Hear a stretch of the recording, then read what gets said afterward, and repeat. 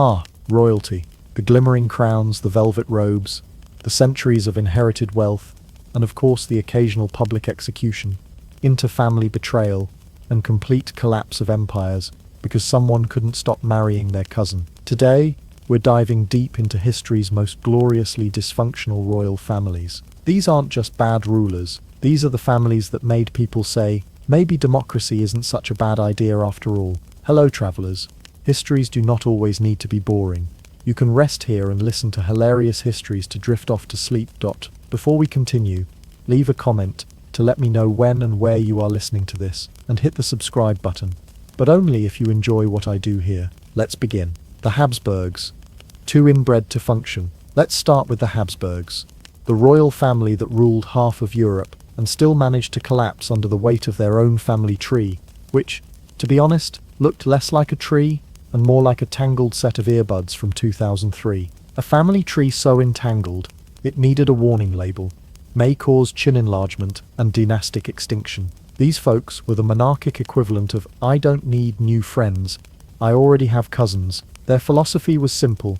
Keep the power in the bloodline, no matter how questionable that blood became. Over generations, this led to marriages between uncles and nieces, cousins, and probably a family reunion that required a medical team on standby. By the time Charles II of Spain showed up in 1661, the genetic dice had been rolled so many times that the universe just gave up and dropped them under the couch. Charles II is often referred to as the Bewitched, though frankly, he didn't need witchcraft. Just several centuries of terrible matchmaking. He inherited a royal mess. A Spain on the decline, nobles who hated each other more than they hated France, which is saying something, and a body that was basically a poorly constructed IKEA project. Missing screws, wobbly joints, and no clear instructions. Charles suffered from a jaw so massive and misaligned, he couldn't properly chew food, a tongue so oversized.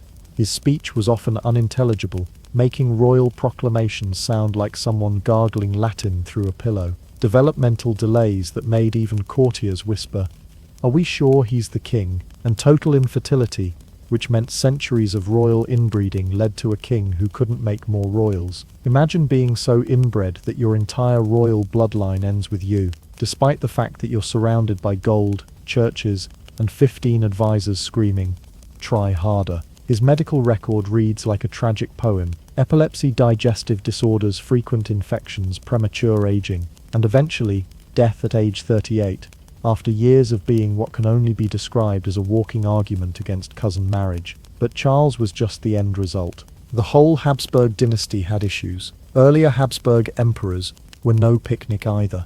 Philip II of Spain, Charles's great-grandfather, for instance, married his cousin, and then his niece, and then his fourth cousin, once removed. The family motto may as well have been, love is patient, love is kind, love is also genetically hazardous. And yet, for centuries, they ruled everything from Austria to Spain, the Netherlands, and big chunks of Italy, and the Americas. That's right, entire continents were managed by people who thought a good marriage policy was, do we share great-grandparents? Perfect. Their downfall wasn't just biological. The Habsburgs had a habit of managing empire like a drunk man assembling flat-pack furniture.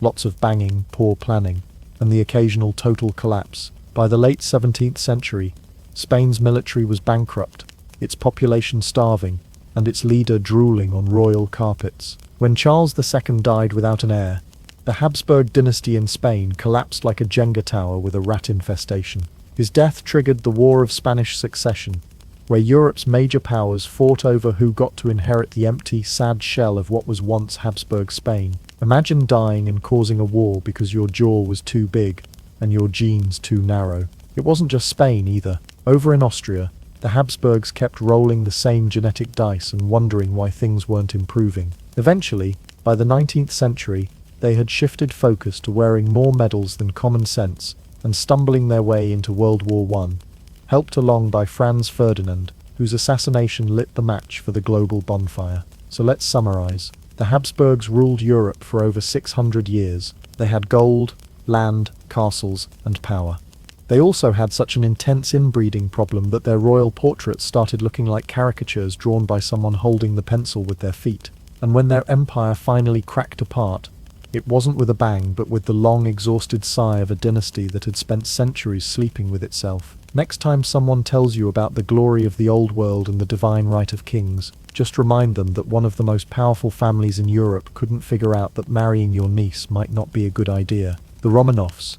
How to lose a throne in one revolution. If the Habsburgs were undone by centuries of marrying their cousins, the Romanovs were undone by a slightly more modern mistake, trusting a sketchy wizard with a beard that looked like it had its own zip code. The Romanovs ruled Russia for over 300 years. That's 3 full centuries of Tsars, crowns, cold winters, and decisions that ranged from harsh but effective to what in the icy hell were you thinking? They came to power in 1613, when Mikhail Romanov, a teenager with roughly zero political experience, was offered the throne because everyone else was either dead, exiled, or just very tired of civil war. Mikhail took the job, probably because he was too polite to say no, and so began one of the most dramatic dynasties in history. Let's fast forward to the final season of this royal disaster series.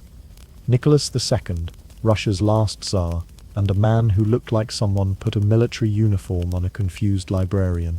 Nicholas wasn't necessarily evil, just catastrophically unprepared for the job. His qualifications for ruling a massive empire included being born royal, having a beard, and that's about it. If you've ever been promoted to manager because you've been here the longest, you've got Nicholas II energy. Now, to be fair, Nicholas inherited a hot mess. The Russian Empire in the late 19th century was an industrial snail racing into the modern world with a population of starving peasants, a rebellious working class, and more political unrest than a Twitter thread about pineapple on pizza. But instead of reforming the system, Nicholas did the royal equivalent of putting duct tape on a sinking ship and praying, and then he made it worse. How? 2 words. Grigory Rasputin. Ah yes, Rasputin. The holy man, the mystic, the self-proclaimed healer with eyes like a hypnotized raccoon and personal hygiene that could probably end a small kingdom. Rasputin wormed his way into the royal family after claiming he could heal the Tsar's son Alexei, who suffered from hemophilia, a condition that turned every scraped knee into a medical emergency. To be fair, he did seem to calm the boy's symptoms, possibly through hypnosis, prayer, or sheer force of body odor. Nicholas's wife, Alexandra, became obsessed with Rasputin. She trusted him more than her own advisors, which is sort of like replacing your doctor with a guy you met at Burning Man. Soon, Rasputin was influencing government decisions, making ministerial appointments, and reportedly sleeping with half the aristocracy. The Russian people, already fed up with high taxes, food shortages, and losing wars, saw this circus and thought, you know what, maybe it's revolution o'clock. Meanwhile, Nicholas continued to make questionable life choices. He took Russia into the Russo-Japanese War, which went so badly that even Japan was shocked by how easy it was. He handled the 1905 revolution with classic autocratic grace by shooting protesters. And when World War I started, he personally took command of the army, despite knowing absolutely nothing about military strategy. That's like your dentist volunteering to fly a 747 because how hard can it be?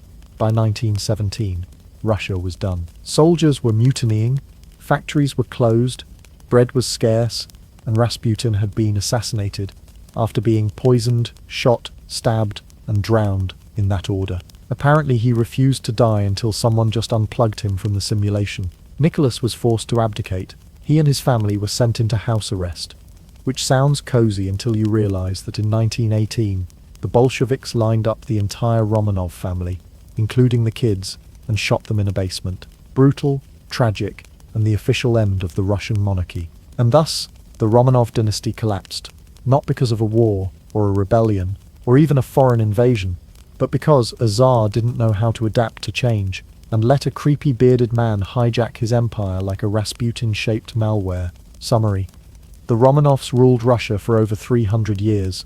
Their final Tsar ignored reform, bungled war, and got hypnotized by a medieval Jedi. Their dynasty ended in a basement, during one of history's bleakest family portraits, and all because Nicholas thought trusting a mystic over his ministers was a good idea. You'd think, if history taught us anything, it's maybe listen to your advisors, or at least don't invite magical swamp men into your political decision-making.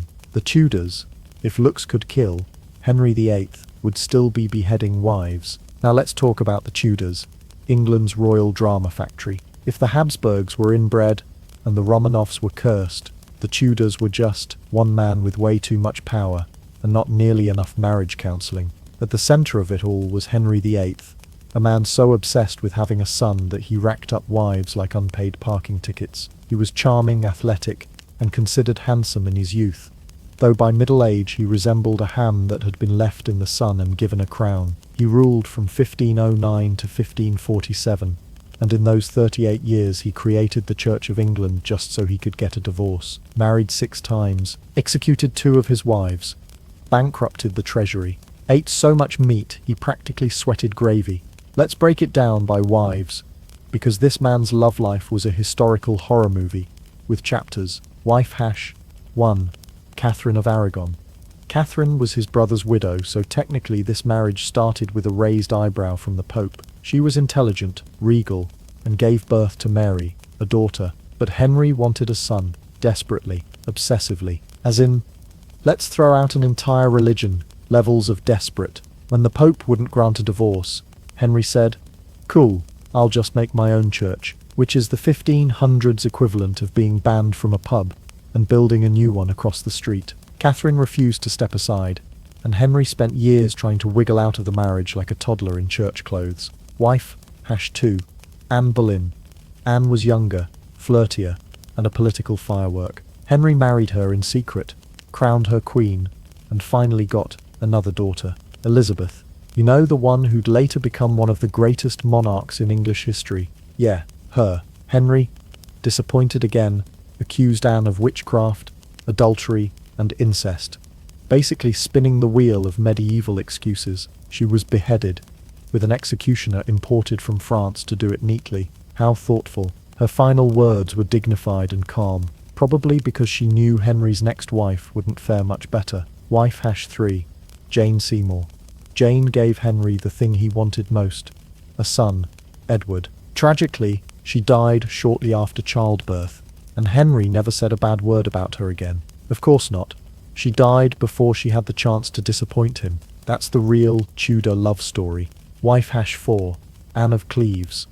This one was arranged based on a portrait. Henry saw her in person and declared she looked nothing like the painting. She looks like a horse, he reportedly said, which is rich, coming from a man whose waistline was measured in circumference units, not inches. They never consummated the marriage, divorced amicably, and Anne got to live. In fact, she outlived all of Henry's other wives and was given the royal equivalent of "thanks for participating" money. Wife hash 5. Catherine Howard Young. Beautiful and let's say romantically enthusiastic. Catherine was Henry's midlife crisis in a corset. She was also unfaithful, possibly because her husband was 50 obese, infected with leg ulcers, and smelled like cooked cheese. She was beheaded too. Pattern recognition. Anyone? Wife hash 6. Catherine Parr.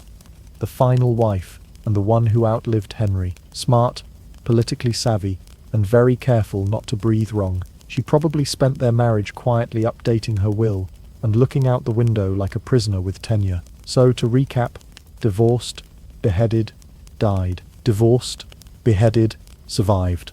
That's the cheat sheet for Henry's wives. Henry VIII changed religion, broke alliances, and killed 2 spouses, all in the name of needing a son. Ironically, his greatest legacy was Elizabeth I, a daughter he didn't want, who ruled for 44 years and made England a global power. Henry, meanwhile, died obese, paranoid, and smelling like regret and roasted pig. In short, if your Tinder history looks bad, just remember, at least your dating life didn't require an act of parliament and a public execution. The Bonapartes, family values and Napoleonic nepotism are the Bonapartes. A royal family in the sense that one very short man decided, you know what, I'm emperor now, and then spent the next decade crowning his relatives like he was running a royal-themed pyramid scheme. At the center of this powdered hurricane was Napoleon Bonaparte, military genius, political mastermind, and man so insecure about his height that he tried to conquer Europe like it owed him an apology. Napoleon didn't inherit a throne, he just took one, like a raccoon taking over a campsite. And once he had it, oh boy, did he spread the power around. He turned the Bonaparte family into the Walmart of monarchies, one in every region, and quality wildly inconsistent. Let's meet the dysfunctional cast. Joseph Bonaparte, the reluctant king of things. He didn't want Napoleon's older brother. Joseph was not exactly made for ruling. He wanted to sip wine in Italy and write poetry, not govern entire nations. But Napoleon didn't care. Congratulations, Joseph. You're the king of Naples. Ah. Okay. Also, now you're the king of Spain.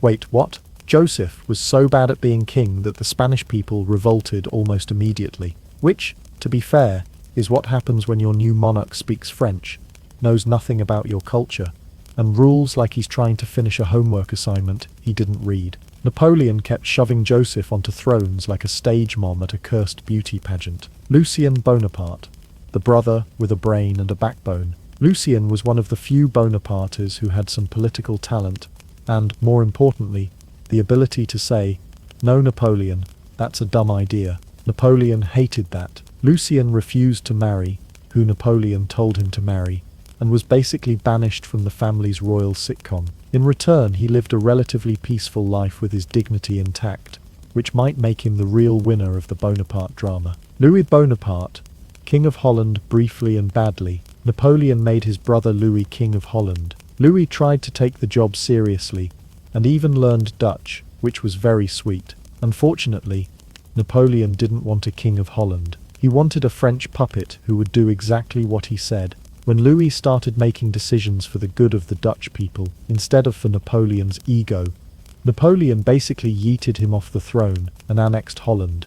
Louis went into exile, his main contribution to history, siring Napoleon III, who we'll get to in a moment. Spoiler, things don't improve. Caroline Bonaparte, scheming in high heels. Napoleon's sister Caroline was ruthless, ambitious, and married to Joachim Murat, one of Napoleon's generals who dressed like a dragoon-themed disco ball. Caroline maneuvered her way into becoming Queen of Naples, which sounds impressive until you realize everyone Napoleon put in Naples had about the same job security as a fruit fly. She was politically savvy, deeply manipulative, and probably one of the few people in the family who could actually govern without burning down a country by accident. Think Cersei Lannister, but with more embroidery and fewer dragons. Napoleon II, the son who never really got a chance. Napoleon's only legitimate son, nicknamed the King of Rome at birth, had a title that was more decorative than useful. He was 1 year old when his father abdicated the throne, and after that his royal career consisted mostly of being a hostage in Austria. He died at 21 from tuberculosis, having ruled absolutely nothing, and achieving fame mainly for being the kid who got stuck holding the royal bag when everything collapsed. Basically, Napoleon II was the historical equivalent of being born into a startup that imploded before your first birthday. Napoleon III, the sequel nobody asked for. Fast forward a few decades, and the Bonaparte family somehow makes a comeback through Louis Napoleon, the son of Louis Bonaparte. He styled himself Napoleon III because nothing says stable leadership like naming yourself after your exiled uncle. He became president of France, then staged a coup, then declared himself emperor, and to his credit, things went okay for about 15 years. Then he decided to go to war with Prussia, lost spectacularly, and was captured while trying to flee. His reign ended with him in British exile, where he spent his final years muttering about better days and probably regretting not just opening a vineyard. So what went wrong? Napoleon built a family empire on charisma, conquest, and very shaky foundations. His siblings were mostly underqualified, over-promoted, or deeply confused by geography. The Bonaparte royal experiment was less Game of Thrones and more The Office, if Michael Scott ran an empire. In the end, the Bonapartes were proof that you can conquer a continent, but you can't make your family good at their jobs. The Stuarts, divine right, civil wars, and too many Charleses. The Stuarts, the royal family that believed they were chosen by God to rule, and then proceeded to rule like they were chosen by a very confused lottery machine. This was a family that took divine right to such ludicrous extremes that even God probably peeked in occasionally and said, "Okay, I didn't approve that decision." The Stuarts reigned over England, Scotland, and Ireland, and instead of uniting these lands, they mostly united everyone in a shared feeling of Please make it stop. Let's roll out the Royal Rogues Gallery. James the First.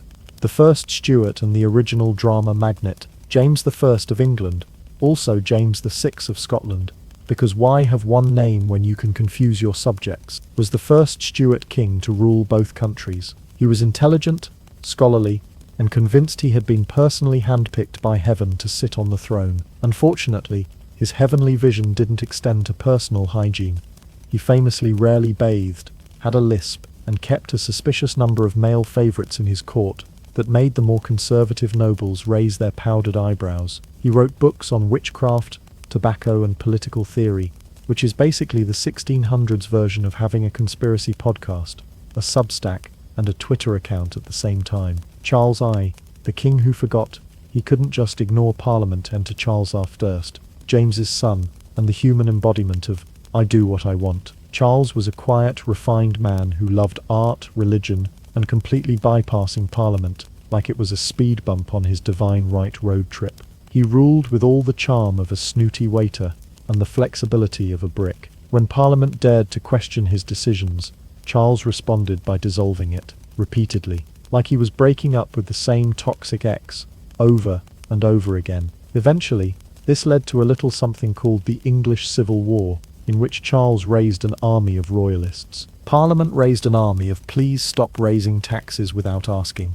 The people picked sides like it was the world's worst family reunion dodgeball game. Spoiler, Charles lost twice, and unlike other royals who get exiled when they mess up, he got beheaded. That's right, Charles I became the first and only English king to get a very permanent haircut from his own people. Intermission.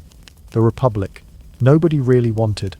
After Charles lost his head, England became a republic, led by Oliver Cromwell, who had the personality of a cold bowl of oatmeal and the fashion sense of a Puritan accountant. Cromwell banned fun. No theatre, no Christmas celebrations, no drunken shenanigans.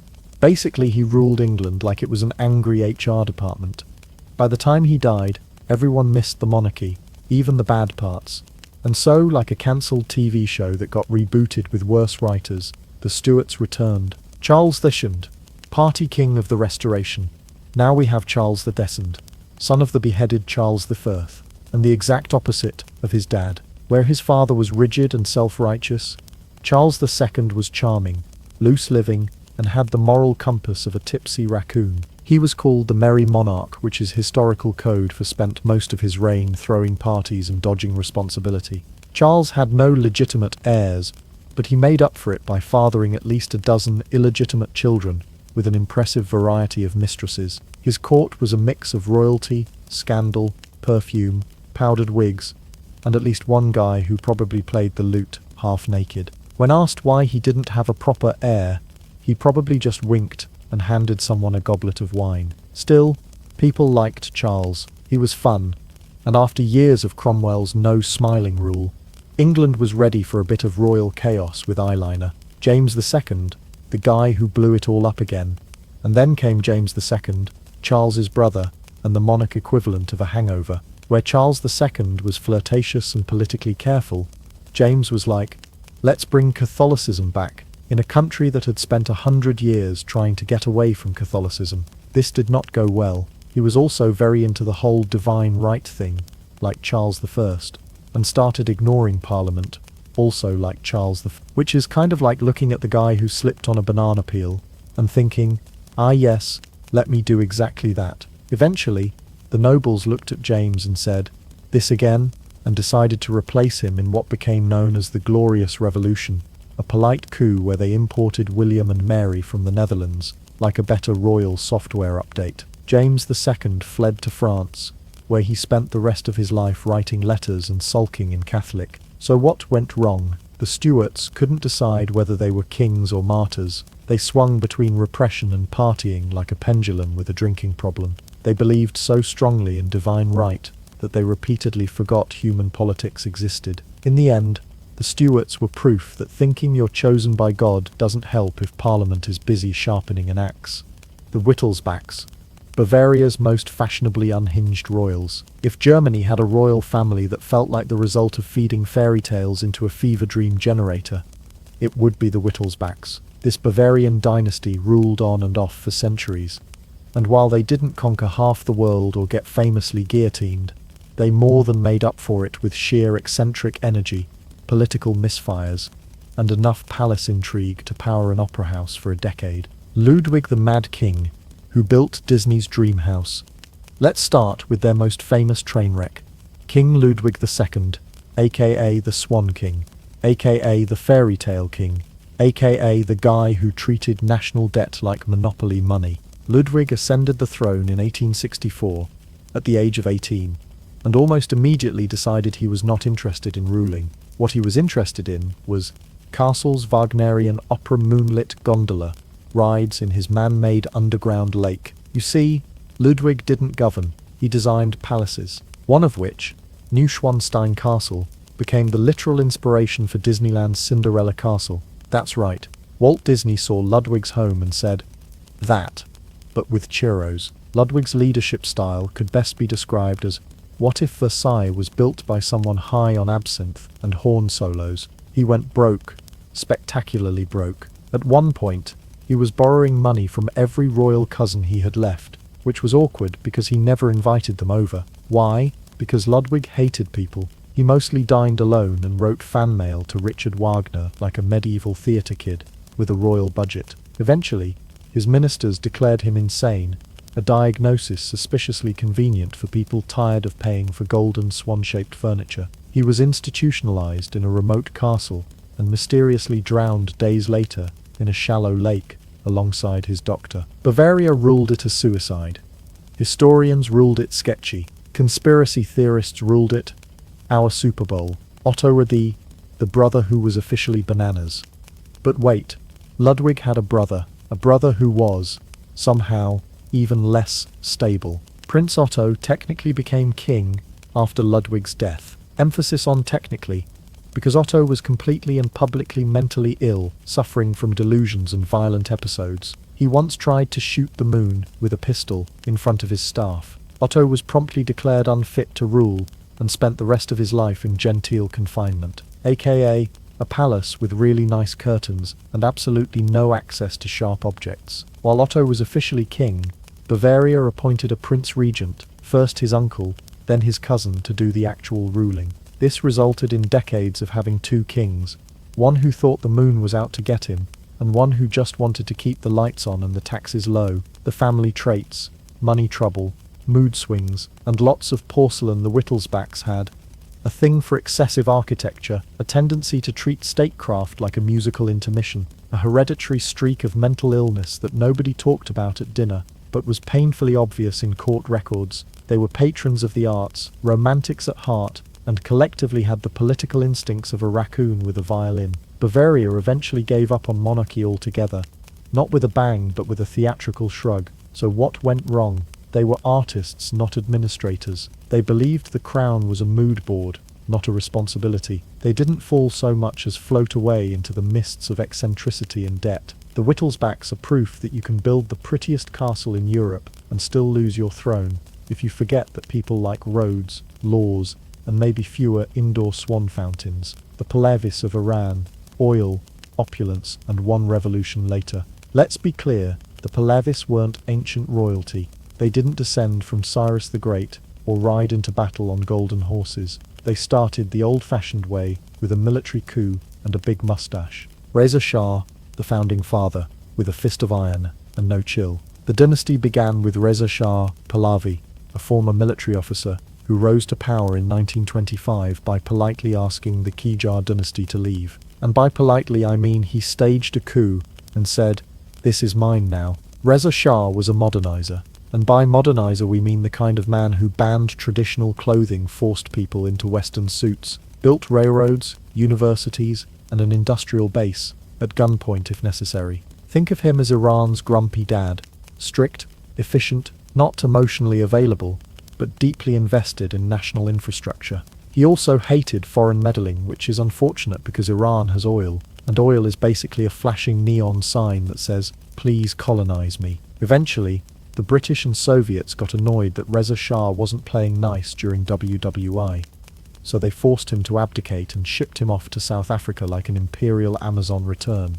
Mohammad Reza Shah, the Peacock Throne's shakiest tenant, enter his son, Mohammad Reza Shah Pahlavi, aka the Shah, aka the guy who thought champagne and secret police were equally important parts of governance. Mohammad Reza was handsome, Western educated, and about as politically savvy as a box of decorative figs. His reign began in 1941, and while he tried to act like a constitutional monarch at first, he quickly realized he preferred being an absolute monarch with a side of French caviar. The glitz.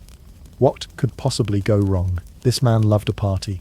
His crowning achievement, pun aggressively intended, was the 1971 Persepolis celebration, a multi-day, multi-million-dollar event celebrating 2,500 years of Persian monarchy. It featured imported French chefs 50,000 songbirds released into the desert.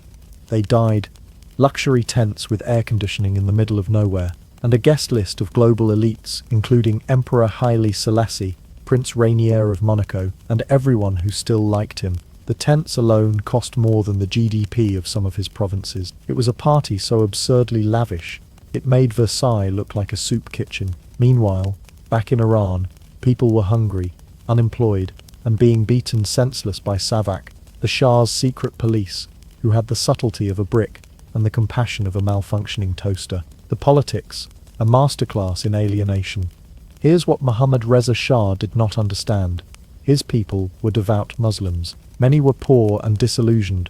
Westernization felt more like cultural bulldozing than progress. Instead of listening, the Shah doubled down on Western clothes, forced land reforms, rigged elections and shiny things. He wanted Iran to be a modern secular powerhouse. But you can't run a country like a luxury showroom, especially not when your showroom has gold toilets and your population doesn't have clean water. The revolution, Ruhollah brings receipts. Enter Ayatollah Khomeini, a fiery cleric in exile who had a long beard, a longer list of grievances, and the ability to turn cassette tapes into revolution. That's right, the Islamic Revolution was partially powered by bootleg sermons on cassette tapes, smuggled into Iran like spiritual mixtapes. By 1979, the people had had enough. Protests erupted, the military split. The Shah fled the country like a man running from a dinner bill the size of Belgium. And the monarchy? Poof. Gone. Replaced with the Islamic Republic, where turbans replaced tiaras and nobody ever threw parties in the desert again. So what went wrong? Too much show, not enough substance. Too many palaces, not enough public trust. Too many arrests, not enough actual listening.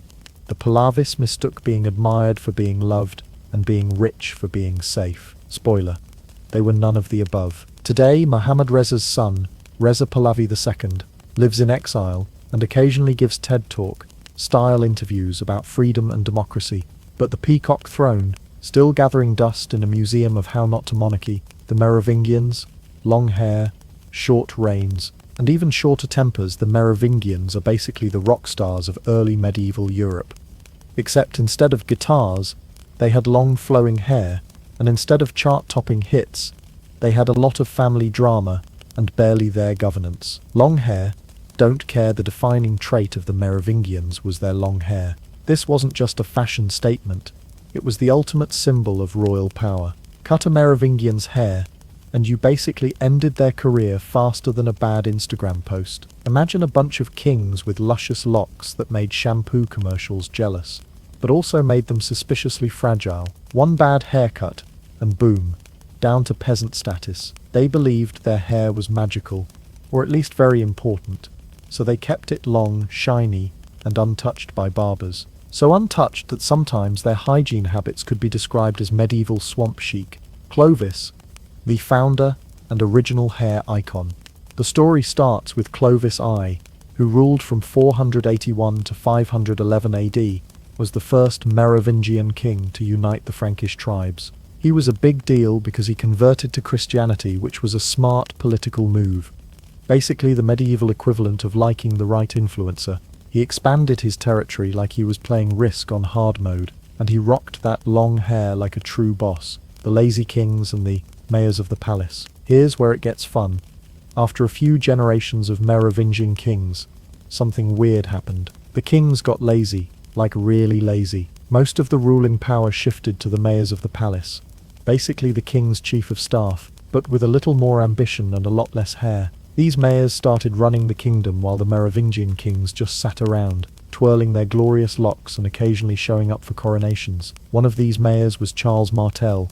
Yes, the grandfather of Charlemagne. He was basically the guy who cleaned up the mess the Merovingians left behind. The Do-Nothing Kings. Many Merovingian kings were called Ros Fainéants or Do-Nothing Kings. Imagine a king whose job description was literally just look regal and do nothing else. Picture a medieval version of a reality TV show star. Lots of drama, flashy hair, minimal actual responsibility. These kings would often bicker with each other, fight pointless wars, and leave the real decisions to their mayors. It's like they wanted the crown but none of the work. Kind of like that one cousin who always borrows your stuff and never returns it. Childeric III, the last long-haired king. The dynasty limped along until Childeric III, the last Merovingian king. By the time he came around in the mid-700s, say, the mayors of the palace had had enough of lazy kings and wanted a proper CEO. So Pepin the Short, Charles Martel's son, and a mayor of the palace with big ambitions and even bigger muscles, marched into the scene. Pepin basically said, "Hey Pope, can you make me king instead? Because this guy with the awesome hair isn't cutting it." The Pope agreed, because politics, and in 751 AD, Pepin was crowned, ending Merovingian rule and kicking off the Carolingian dynasty. Merovingian legacy. Great hair, terrible leadership. So what did the Merovingians leave us? A legacy of legendary hair care. Seriously, if Instagram existed, they'd be influencers. Kings who prove that long hair doesn't guarantee long reigns. A political power struggle that's basically the medieval version of The Office, but with more swords and less productivity. Fun fact, the mystery of the Merovingian bloodline. If you've ever watched The Da Vinci Code, or read any conspiracy theories, you might have heard whispers about the Merovingians being the mysterious holy bloodline. Their long hair became a symbol of secret royal power, inspiring legends of lost descendants and hidden kingdoms. So basically, they were the medieval version of a celebrity family everyone's convinced is hiding a huge scandal, except their scandal was bad leadership and a bad haircut ending. So there you have it, the Merovingians, kings with hair so long it was practically a government expense, but reigns so short and temper so volatile. It's no wonder the mayors of the palace had to step in and save the day. The Qing dynasty, queue hair, forbidden palaces, and very bad timing. The Qing dynasty ruled China from 1644 to 1912, which is a good long run if you can ignore the fact that their final century looked like a soap opera with warlords, foreign invaders, and emperors who basically had one hand on the throne and the other on their queue hairstyle. Queue hair, the ultimate hair police. One of the Qing's most famous and infamous traits was the queue, a hairstyle that looked like a mullet on steroids. Imagine shaving your forehead bare and braiding the rest of your hair into a long ponytail that swings behind you like a tail on a very confused dragon. This wasn't just a hairstyle, it was a symbol of loyalty. The Manchu rulers ordered every Han Chinese man to adopt the queue as a sign of submission. Refuse, and you risked losing your head. Literally, this forced haircut wasn't exactly a hit. It sparked several rebellions and became a daily reminder that the Qing had some serious hair enforcement issues. If you think bad haircuts are just a personal tragedy, imagine a whole country's men being told, "This is your new look, like it or else." Forbidden City, the ultimate do not disturb zone. The Qing emperors ruled from the Forbidden City, an enormous palace complex in Beijing, so exclusive, it makes modern celebrity mansions look like a Motel 6. The name says it all. Forbidden. Commoners weren't allowed in, foreign diplomats could only visit with strict supervision, and palace intrigue was the favorite pastime. Inside the walls, the emperor and his court were busy with everything from running the empire to, well, plotting and gossiping. Think of it as the original reality TV, but with silk robes and deadly consequences. Emperor Kangxi and Emperor Kanzalong, the dynasty's golden boys. Not all Qing rulers were disasters. Kangxi and Chenzalong were like the dynasty's golden children, long-reigning emperors who presided over periods of peace, prosperity, and massive art collections. Kangxi ruled for 61 years, longer than most people keep a gym membership, and was known for his intelligence, curiosity, and ability to squash rebellions faster than you can say Q haircut. Kang Long Kangshi's grandson ruled for 60 years and was famous for his extravagant lifestyle and cultural patronage. Basically, he was the kind of guy who'd throw lavish parties with hundreds of guests and then write poems about how great he was at throwing parties. But then came the bad timing. Here's the catch. All this greatness was followed by some seriously bad timing. By the 19th century, the Qing faced opium wars. When Britain decided China needed a new kind of herbal remedy, and China said, "No thanks," which led to military conflict and humiliating defeats. Taiping Rebellion, one of the deadliest civil wars in history, with millions dying in a revolt led by a man who claimed he was Jesus's younger brother. That's some dramatic family rivalry. Foreign encroachments. Western powers and Japan carved out spheres of influence, turning China into a geopolitical piñata. Through it all, the Qing emperors still insisted on maintaining the Q and their rituals, even as the empire crumbled around them. Empress Dowager Cixi, the ultimate power player. Then there was Empress Dowager Cixi, the ultimate behind-the-scenes boss lady. She ruled as regent for decades, controlled the throne through puppet emperors, and was known for her love of extravagant luxury, stubborn refusal to modernize fast enough, ability to survive palace intrigues that would have ended lesser mortals. Legend has it that Cixi once declared, "Let them eat opium," which may or may not be true, but it captures the attitude of an empire clinging to old ways while the world passed it by. Qing dynasty legacy, great hair, grand palaces, and a lesson in adaptation. The Qing dynasty left behind the iconic Q hairstyle, a reminder of cultural control gone too far. The awe-inspiring Forbidden City, a symbol of imperial grandeur and exclusivity, a cautionary tale about the dangers of resisting change and bad timing in world politics. So, if you're ever tempted to complain about your bad haircut or stubborn relatives, just remember the Qing dynasty, where the wrong hair could literally cost you your head, and stubborn rulers watched their empire unravel while clutching onto the past like a badly braided ponytail.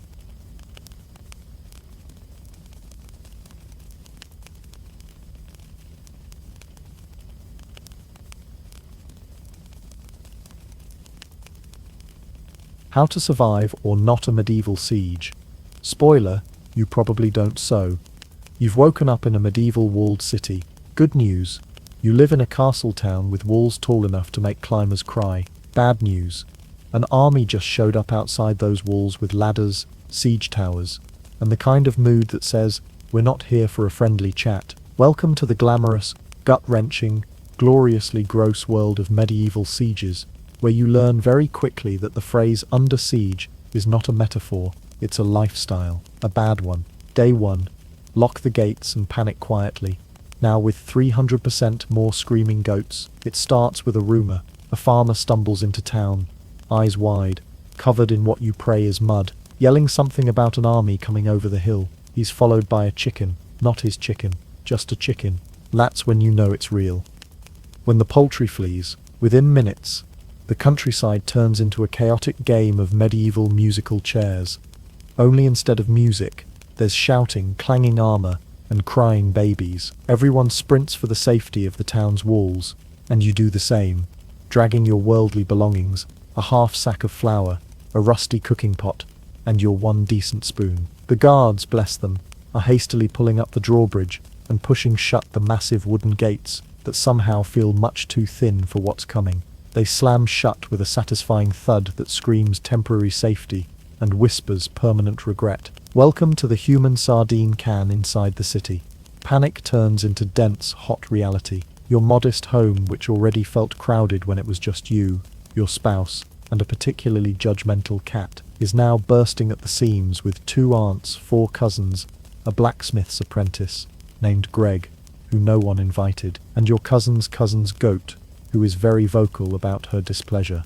There's no room to lie down, sit, or even exist politely. Sleeping is now a contact sport. Breathing feels like you're inhaling someone else's exhale, and the only privacy you get is the vague illusion you feel when you turn your back to the group and hope no one's watching you chew. Personal space? Extinct. It died in the stampede around midday, and we held a quick funeral behind the ale cart. Your chamber pot now has a line. Someone sneezes and 6 people flinch. Your neighbor's baby hasn't stopped crying since the gates shut, and you're starting to think even the goat is judging your hygiene.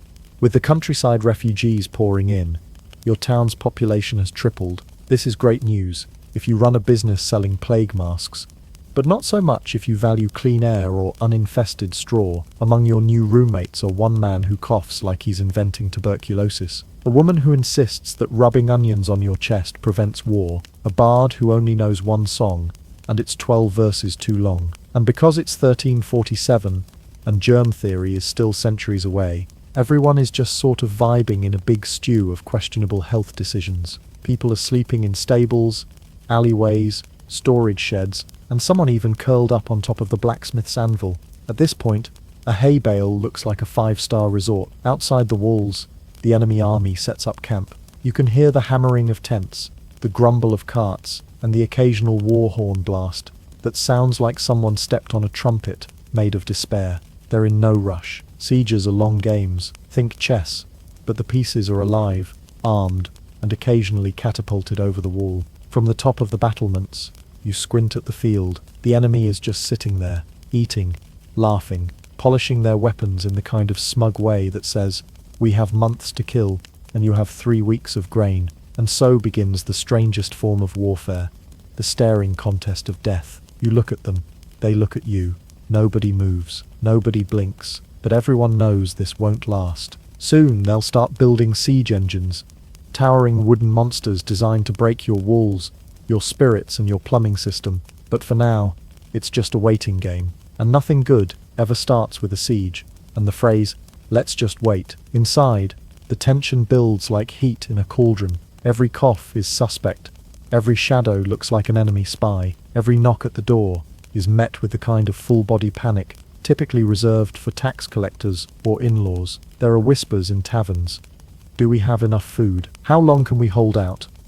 Is Greg stealing my socks? By nightfall, the entire town is a tangle of fear, candle smoke, and conflicting rumors. Some say help is on the way. Others say the last town that resisted ended up on fire and eaten by dogs. Comforting. Congratulations.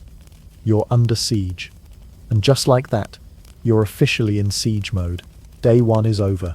You're hot, hungry, itchy, and sleeping next to someone who might be contagious and is definitely gassy. Outside the walls, the army lights campfires that flicker like distant warnings. Inside the walls, people hold their breath, pray, and wonder what fresh madness tomorrow will bring. Spoiler, it's rats. Tomorrow brings rats. Day 10, we're out of fresh bread and almost out of rats. Or, is that a soup or a shoe? You are now 10 days into a siege. That's 10 days of no new supplies, no way out, and absolutely no fresh air, unless you're into sniffing old people and goats. The first thing to disappear, as always, was bread. Good, honest, slightly mouldy medieval bread. You barely noticed when it was gone, until the rations went from crusty but edible to a damp handful of flour that someone sneezed on. Then came the cheese, that precious wheel of dairy gold your neighbor had been hoarding. Gone. You swear you saw him sobbing while gnawing the wax rind like it was a life choice he regretted too late. Next up on the extinction list, decency. At first, people tried to keep it civilized. Meals were shared, prayers were said. But now it's a free-for-all. If it moves, you follow it. If it doesn't move, you poke it with a stick to see if it might move. You're not above bribes, bartering, or blatant thievery, and you're starting to eye your neighbor's boots, not because they're stylish, but because they're chewable. Welcome to Medieval Chopped, Siege Edition. Your dinner options now look like the losing round of a cooking competition, judged by a blindfolded raccoon. Today's special boiled shoe leather in muddy water, lightly seasoned with desperation. People are making stew out of pigeon feet tree bark weeds. That one weird mushroom no one really knows is edible. Some genius tried to pass off a stew made entirely of boiled parchment as papyrus porridge. You pretended to enjoy it. It tasted like chewed up contracts and regret. Rats, once your mortal enemies, are now resources. At first, they were last resort food. Now they're delicacies. You overheard someone describing one as nutty, with a bold, earthy finish. This is the same person who tried to sell you squirrel jerky made from something that definitely didn't look like squirrel. Even the rats know what's up. They're fewer, faster, and somehow more smug, like they know they're winning. You saw one wearing what looked suspiciously like a button as a helmet, probably leading an underground siege of their own.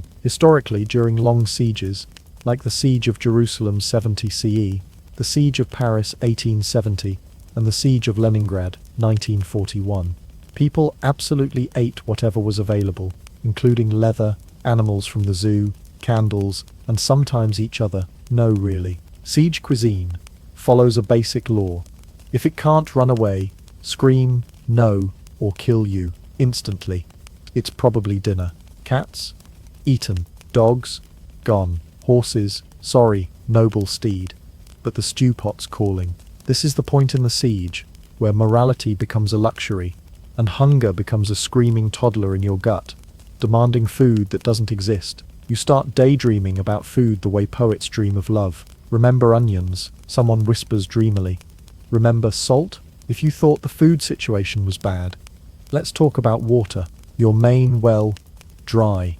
Your backup well tastes like it's been filtering through disappointment and latrine runoff, and you don't even want to look in the rain barrels anymore. There's stuff growing in there, stuff with tentacles, stuff that winks at you. Some people are drinking their own bathwater. Some are drinking other people's bathwater. Others are boiling cloth, soaked in dew and pretending it's tea. It's not tea. It's shame-flavored sadness water. And let's not forget that the enemy has likely contaminated the water sources outside the city. It was a common siege tactic. Throw dead animals or bodies into the river to ruin the water supply. So if you do sneak out to get water not recommended, there's a solid chance you're sipping corpse cocktail. A siege isn't just a battle. It's a psychological breakdown in real time. 10 days in, and you're seeing things. A rock looked like a pie this morning. You tried to eat it. You cried. Your neighbor tried to trade his belt for a handful of dry moss. Another guy is chewing parchment, like gum. Someone else has taken to licking the walls, just in case there's salt in the stone. The tavern is still open technically, but the ale ran out on day 4, and now they're just serving warm water with a boiled herb, and calling it siege tonic. It tastes like regret and mossy socks. You still drink it. Even the town priest has stopped pretending. His last sermon was titled, "If God wanted us to suffer, he's nailing it." At this point, you're mostly held together by spite and pickled turnips. Every sunrise brings more anxiety. You wake up, hungry, thirsty, annoyed, and convinced the goat is plotting against you. You can't tell if it's day 10 or day 300. Time is soup now. So is your brain. You try to hold on to hope, but even that's been chewed on a bit. The guards say reinforcements are coming, but they said that 7 days ago, the only reinforcement you've seen is a guy boarding up his tavern door, so you don't sneak in and drink the last bottle of pickled egg brine. Day 20. Psychological warfare. Catapulting cows and grandma's leg. Or what fresh hell is that smell? By day 20 of this medieval staycation from hell, things have gone from unpleasant to what in the actual burning trebuchet is happening out there. You're still starving. You're still drinking fungus-flavored water. And now your enemies have entered their performance art phase. This isn't just siege warfare anymore. This is siege theater. Welcome to psychological warfare, starring you, your rapidly deteriorating sanity, and some of the most deranged tactics history has to offer. Catapulted cow corpses. Because nothing says hello like rotting beef from the sky. It begins innocently enough. A loud thunk outside the walls. A few cheers from the enemy camp. You think, probably just another rock. Wrong. A few minutes later, something lands inside the city square with a wet splat that smells like death, regret, and expired cheese. It's a dead cow, not just dead, rotting, bubonic plague-level fermenting. This thing has marinated in sun and sorrow for at least a week. It hits the cobblestones and explodes in a mist of disease and existential despair. Children cry, adults gag, the goat faints. Welcome to the ancient art of biological warfare. This wasn't random cruelty. This was strategy. Enemies would fling diseased animal carcasses over city walls to spread infections like anthrax or plague, poison water supplies, lower morale, and make you think twice before eating anything that didn't move under its own power. Historically, this tactic worked. Mongols used it. European knights used it. Pretty much anyone who had a grudge and a decent arm on the catapult team thought, you know what'll ruin their day? 300 pounds of cow corpse. Boom. Nailed it. Bonus rounds. Flaming barrels and the mystery goo. Not content with just flinging dead things, the enemy soon escalates. They start launching barrels, not the kind with ale. Oh no, these are barrels of fire, barrels of filth, barrels of... We're not entirely sure, but it smells like fear. Some contain burning tar or oil, primitive napalm that sticks to whatever it touches, including roofs, livestock, and regrettably, Bob from the butcher shop. You'll never get the smell of crispy Bob out of your nose. Others contain excrement, yes, literal poop bombs, sometimes human, sometimes animal, sometimes both. If they were feeling festive. These are the equivalent of medieval hate mail delivered via flaming stink grenade. If the smell doesn't break your spirit, the sheer what the heckery of it does. You begin to live in fear of every incoming object. Is it a boulder? A goat? Somebody's grandma? You never know anymore. You knew that guy's head. And then they start launching heads. Actual human heads. The first one lands in the town square with a soft, unpleasant thud. You look at it. It looks back. You recognize it. It's Kevin. He used to be the guy who sold eggs and told bad jokes. You haven't seen him in a week. You'd hoped he'd escaped. Nope.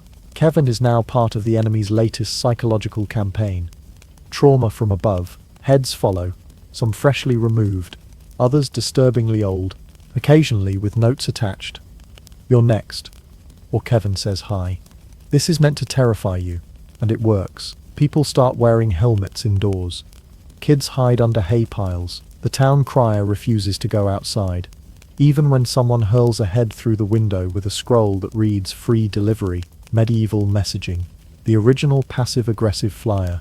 If you're lucky, they also start catapulting messages. These are meant to convince you that surrendering is the smart move. After all, who wouldn't want to surrender to people flinging diseased cows and Uncle Greg's head over your city walls? Some of the actual messages recorded in history were things like, surrender now, and we'll only mildly disembowel you. Resist, and we'll turn your city into a buffet for crows.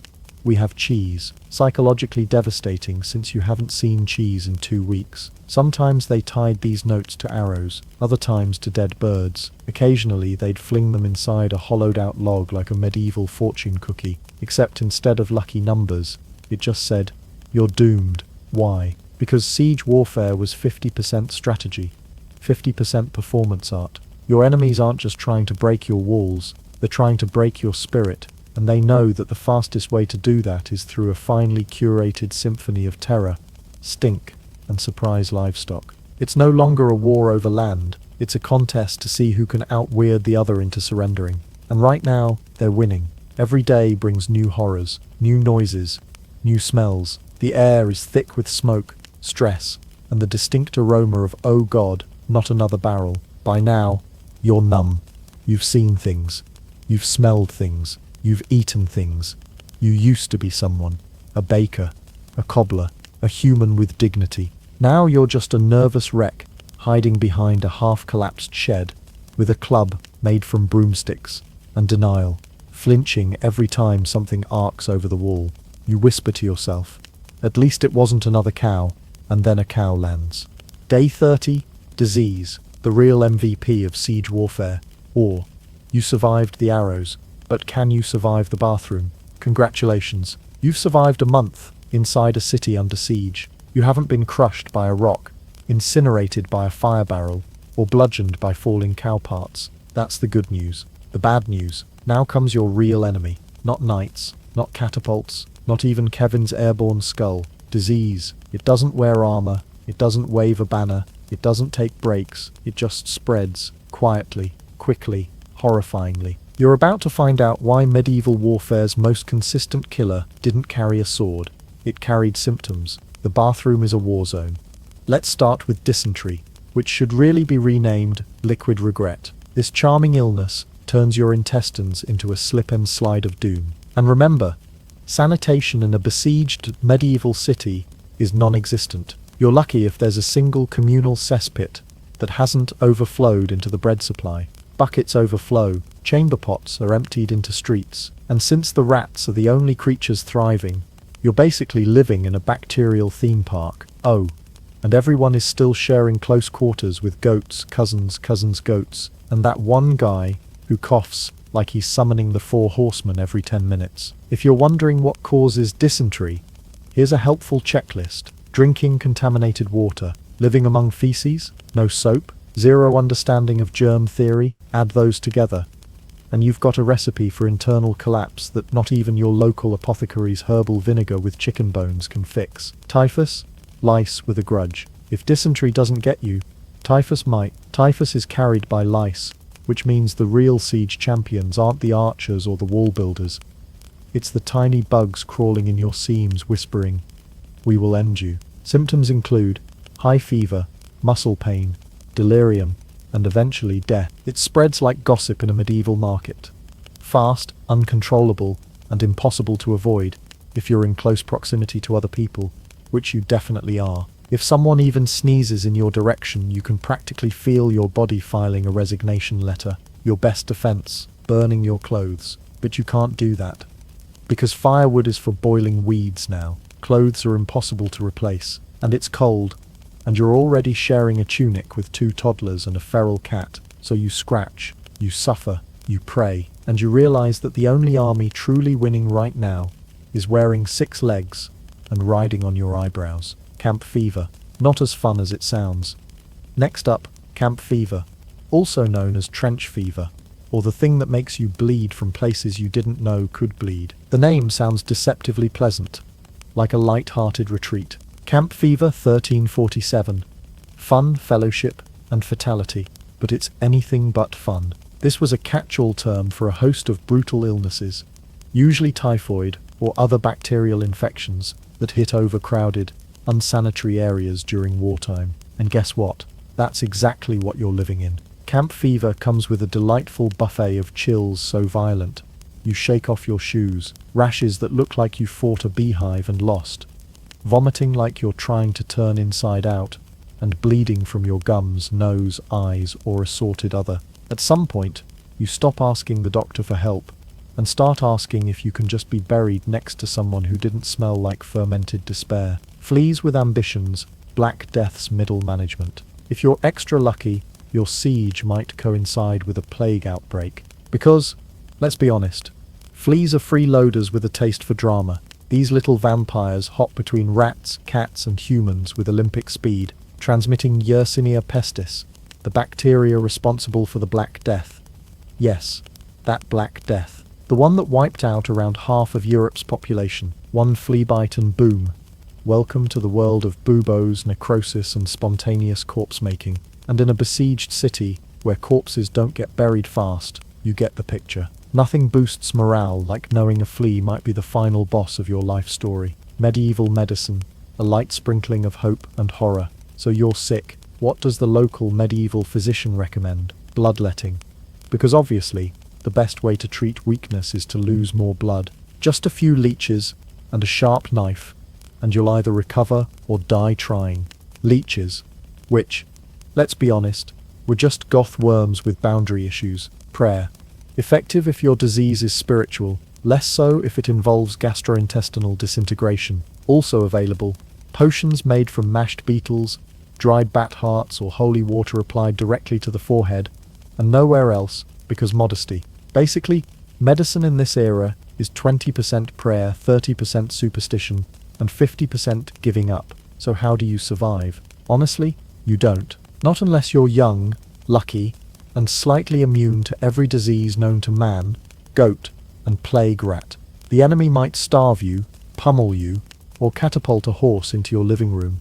But it's disease that finishes the job. It's the silent killer, the whispering doom. The reason historians always put died of illness in the margins. So next time you think of a medieval siege, don't just picture swords and shouting.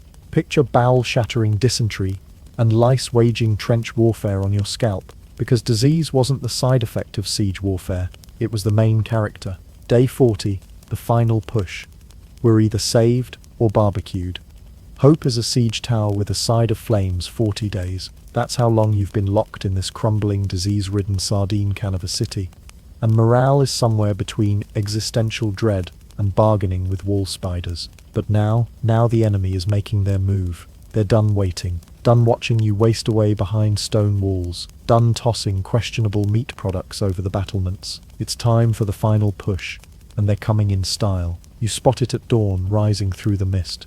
A towering wooden monstrosity, groaning on massive wheels, filled with angry, sweaty soldiers who haven't bathed since Lent. It's a siege tower, and it's the medieval version of a UPS truck.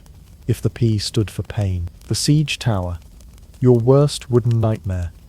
Imagine a 3-story barn on wheels, bristling with crossbows and spears, creaking forward inch by inch, as terrified defenders rain down arrows, rocks, and boiling soup. Because honestly, that soup was terrible anyway. The tower has a drawbridge that, once close enough, will lower directly onto your wall. Now you're thinking, can't we just set it on fire? Yes, in theory, except it's covered in wet hides to make it fireproof. You're out of oil because someone cooked a rat stew with the last of it. And frankly, your aim with a torch from 30 feet up is optimistic at best. So instead, you watch it creep closer, like an angry, armored house party you never invited. When the tower hits the wall and the drawbridge drops, that's it. It's go time. The invaders pour out like ants on espresso, yelling things in languages you don't understand, but that definitely don't sound like birthday wishes. Let's break down the very real possibilities if they succeed in breaking in. 1. Looting your belongings? Gone. That family heirloom spoon? Stolen. Your last crust of bread? Swiped by a guy who already has 12 loaves dangling from his belt. The medieval looting protocol was simple. If it exists, take it. If it moves, stab it. If it's on fire, it's already yours. 2. Burning. Because when in doubt, set it ablaze. That includes homes, markets, town halls, livestock, and in some cases, people. It's like the enemy army has a quota to hit. At least 6 infernos per conquest. 3. Murder-loot combo. The most efficient form of conquest. Why just loot a baker's home when you can loot and murder the baker in one tidy package? It's the medieval BOGO buy one, gut one deal. Now, could you fight back? Sure. If you're a knight with a sword, a decent helmet, and a will to live stronger than your fear of pointy things. But you're a shoemaker with rickets, a limp, and a stick you've named Sir Pokelot. You take one look at the incoming death brigade, and realize your options are throw a rock and pray, pretend to be dead again, or yell, I surrender, in 8 different accents to see which one works. The wall turns into chaos, flames climb higher, smoke fills your lungs. The tower groans as more troops spill out. Somewhere nearby, your neighbor is swinging a frying pan at a professional soldier. Spoiler, the frying pan loses. But then, trumpets, actual trumpets. Just when it seems like all hope is cooked medium rare, you hear it. A distant sound, faint at first, then growing louder. Trumpets, not in your imagination. Not a hallucination brought on by drinking water with questionable floaties. Real, shiny, brass-sounding hope.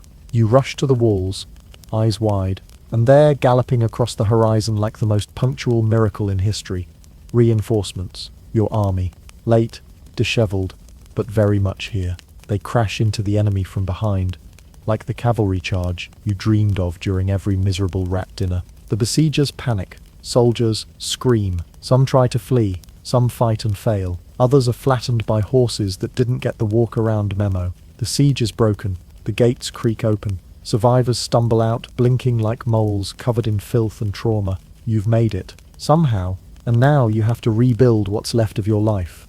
Half your home is gone, the bakery exploded, the well has been declared a public health crime scene, you haven't bathed in 6 weeks, and every time you hear a moo, you drop to the floor in full panic mode. But still, you're alive. You made it through boiling plague water, catapulted livestock, siege towers, food shortages, and an unfortunate incident involving experimental pigeon broth. You deserve a medal, or at least a bath. So what's next? Easy. Rebuild. Mourn. Scrub the walls. And hope you never ever hear the words siege tower again, without needing a stiff drink and a good therapist. Not that those exist yet, because the only thing worse than a siege is another one. Final thoughts. Medieval sieges were the ultimate waiting game.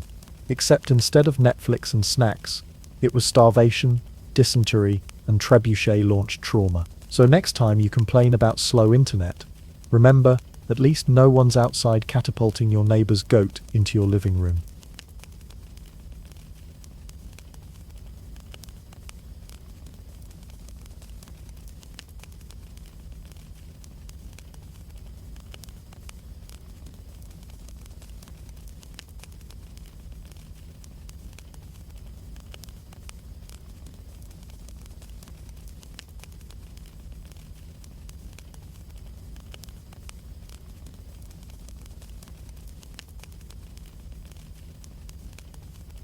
The fall of the Aztecs, gold gods, and really bad visitors. Before the Spanish ever landed with their armor, horses, and deeply suspicious facial hair, there stood a city that would have made any Renaissance noble weep with architectural jealousy. Tenochtitlan, the glittering, humming capital of the Aztec Empire, built smack dab in the middle of Lake Texcoco. It wasn't just a city, it was a feat of human imagination. Imagine waking up on a misty morning, hearing the gentle splash of canoes paddling through aquamarine canals, the smell of roasting maize and spicy chocolate wafting through the air, while golden sunlight glints off massive temple pyramids in the distance. Welcome to Tenochtitlan, where every direction was either a dazzling view or a deity demanding attention. Let's talk logistics first. This place was floating, sort of. The Aztecs didn't just build a city on the edge of a lake, they engineered a whole civilization on it. They created a series of chinampas, or floating gardens, that were more genius than they sound. These were rectangular plots of fertile land, anchored to the shallow lakebed by tree roots, supported by layers of mud, lake sediment, and decaying vegetation. The result? Year-round agriculture in a floating patchwork quilt of green. Think hydroponics. But 500 years before Silicon Valley got interested. Need a quick commute? Just grab a canoe. Canals crisscrossed the city like watery highways, connecting neighborhoods, marketplaces, and ceremonial centers. Even waste management had a system. They separated clean water from dirty water, used aqueducts, and knew how to compost before it was trendy. At its peak, Tenochtitlan had a population of 200,000 to 300,000 people, more than most European capitals at the time.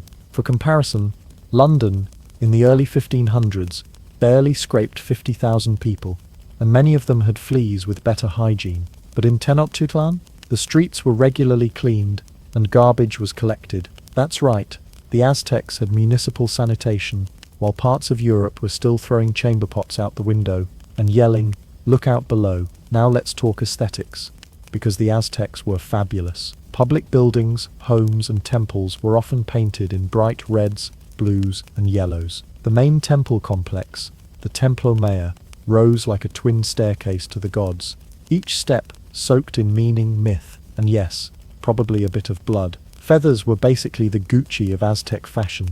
The more plumes you had, the higher your status. Warriors earned exotic feathers from battle, priests donned entire bird wardrobes for ceremonies, and even commoners loved a little flair. Forget your black-on-black wardrobe. Aztecs were peacocking centuries before it became a metaphor. And oh, the markets. The most famous was Telatel, the grand bazaar of the city, where tens of thousands gathered daily. You could buy everything from gold jewelry to obsidian blades, avocados to hallucinogenic mushrooms. Because what's a religious ritual without a little mind-melting insight? Spaniards who visited the market for the first time were stunned, not only by the size and cleanliness, but by the order. There were judges to settle disputes, designated areas for each type of good, and rules, actual rules, enforced by stern-faced officials who took their job of no haggling over sacred herbs very seriously. But the beating heart of the city wasn't just in its market stalls or shimmering canals, it was in its spiritual life. The Aztecs believed the universe was a fragile, hungry thing, held together by sacrifice and ritual. Every temple, every ceremony, every festival was a cosmic offering to keep the sun moving, the rain falling, and the jaguars from eating everyone in the dark. And yes, they practiced human sacrifice. Often, in some festivals, they'd sacrifice hundreds, even thousands of captives to appease the gods. To modern ears, it sounds horrifying. To the Aztecs, it was sacred duty. The heart was seen as the ultimate energy source, like giving the gods a spiritual protein shake. Their cosmology said the gods had sacrificed themselves to create the world, and in return, humans had to keep up their end of the bloody bargain. But don't let that overshadow their scientific knowledge. The Aztecs had accurate calendars, understood astronomy, practiced complex mathematics, and even had surgical instruments for treating wounds. No, not made of feathers. They built dikes to protect the city from floods, causeways to connect to the mainland, and schools, actual schools, for different social classes. In short, Tenochtitlan was a marvel of urban planning, engineering, art, and faith. It was a place where religion, government, and daily life were so intertwined you could buy tamales while discussing omens of doom. A city where you could attend a poetry contest at noon, offer incense to the rain god by evening, and still have time to paddle home through glowing lantern-lit canals.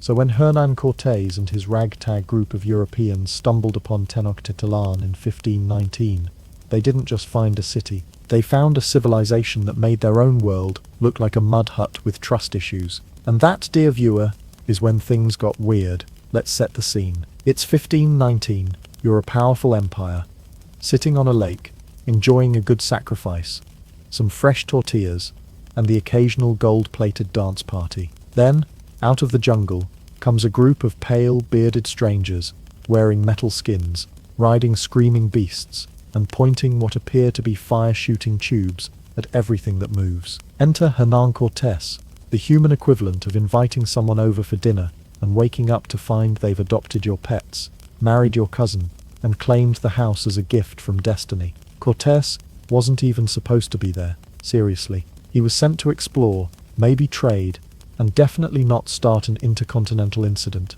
His superior, the governor of Cuba, told him very clearly, stick to the coast, no funny business. Cortés, of course, immediately burned his ships, literally, and set off inland with 500 men, 16 horses, a few cannons, and the kind of confidence only a guy with a god complex and zero backup plans can have. What was he looking for? Gold, glory, and maybe divine purpose, but mostly gold. The rumors he'd heard about a fabulously rich empire with treasure beyond imagining had his conquistador heart pounding. Unfortunately for the Aztecs, they were the empire in question. Cortés didn't come alone. He brought some incredibly unfair advantages. Guns. Sure, they were wildly inaccurate and took ages to reload, but when you've never seen one before, the sound alone was enough to clear a temple. Picture a loud, smoky, weaponized jump scare. Steel swords. Unlike the obsidian-edged clubs used by the Aztecs, steel didn't chip. It sliced. It pierced. It terrified. Horses. The Aztecs had never seen a horse before, much less a guy riding one, and it was rumored they thought the animals and riders were one terrifying god-beast. Smallpox. This was the real killer. The Europeans didn't mean to bring it, but it spread faster than rumors at a royal wedding and was infinitely deadlier. The Aztecs had no immunity, and the disease would go on to devastate their population more thoroughly than any army ever could. But weapons and germs weren't even Cortés' greatest strength, his true talent, diplomatic backstabbing. The Aztecs weren't exactly beloved by their neighbors. They ran a tight empire, often collecting tribute in the form of food, labor, and, well, people. Many smaller city-states had been forced into the Aztec Empire over time, and some of them held a grudge that spanned generations. Cortés took one look at this regional resentment and said, you know what, let's turn this into a team-building exercise. He made alliances with local tribes, like the Totonacs, and later, the fearsome Tlaxcalans, people who had good reason to want the Aztecs taken down a peg or 10. With a little gold, a few lies, and a lot of promises he had zero intention of keeping, Cortés built himself an army out of Aztec enemies, diplomacy, but with the subtlety of a wrecking ball. And it wasn't just political trickery. Cortés brought with him a woman who would change the course of history, Malinali, also known as La Malinche. She was an enslaved Nahua woman who spoke both Mayan and Nahuatl, and eventually learned Spanish. She became Cortés' translator, advisor, and most controversially, his partner. Through her, Cortés could communicate with local leaders, manipulate them, and navigate the complex political landscape of Mesoamerica. Some view her as a traitor, others as a survivor. Either way, her role was pivotal. So here they come, Cortés and his multinational crew, marching inland toward Tenochtitlan.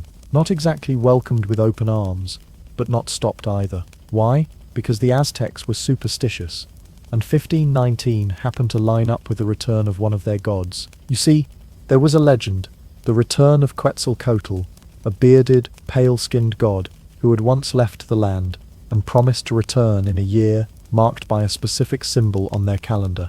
Guess what year it was? Exactly. So when Emperor Montezuma II hears that some pale, bearded guys are approaching with thunder weapons, metal skin, and divine swagger, he starts to freak out in very royal ways. Is this a god? A test? A cosmic prank? Instead of attacking them outright, he sends gifts like a lot of gifts. Gold, feathers, food. The kind of stuff you send when you're unsure if you should welcome someone or run for the hills. Cortés, meanwhile, takes this as a green light and keeps moving forward like he's RSVP'd for a coronation. Along the way, he visits cities, wins battles, loses some skirmishes, and slowly convinces more people that maybe siding with the weird shiny guys isn't the worst idea. They do have cool weapons after all, and seem slightly less interested in cutting out your heart on top of a pyramid. By the time they near the city, Cortés has turned his tiny expedition into a full-blown military campaign, supported by thousands of native allies, driven by greed, guided by strategic manipulation, and completely rewriting the playbook on how to crash a civilization. Tenochtitlan doesn't know it yet, but the worst guest ever has arrived, and he's not leaving without the gold or the gods. Moctezuma II was the Aztec emperor during the moment history decided to throw a colossal wrench into his reign. Picture this: you're ruling the greatest city in the Americas, Tenochtitlan, the jewel of the Aztec Empire, and suddenly the universe seems to be sending you very bad vibes. The omens were downright terrifying. Imagine waking up every day to cosmic red flags waving right in your royal face, fire comets blazing across the sky like celestial warning flares that something awful was coming, a mysterious mirror trapped in a bird's eye, reflecting what some claimed was a vision of doom. Seriously, this sounds like something out of a spooky fantasy novel, but it was part of their prophecy lore. And to top it all off, a temple mysteriously burst into flames all on its own, which the Aztecs took as the gods expressing their dissatisfaction. Basically the ancient equivalent of a Yelp review with a big, fat 1 star, and the comment, "Would not recommend." Now, you'd think with all these warning signs, Moctezuma might batten down the hatches, call the generals, and prepare for war, but instead, he found himself facing a new, unfamiliar dilemma. The arrival of a strange, unstoppable force, Hernán Cortés and his conquistadors. Here's the twist. Moctezuma didn't just send out the army or slam the gates shut. No, he decided to welcome these foreign interlopers into his city. Yes, you read that right.